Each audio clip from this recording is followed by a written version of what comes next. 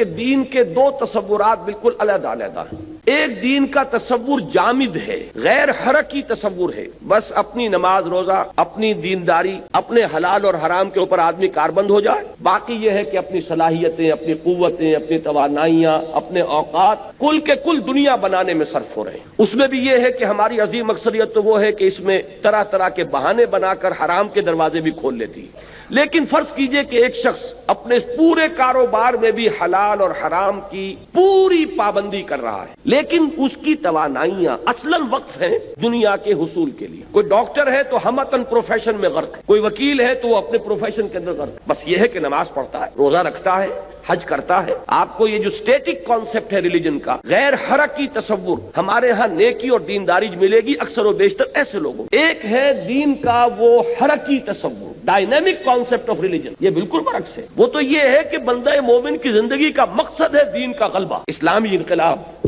اللہ کے دین کو سربلند کرنا۔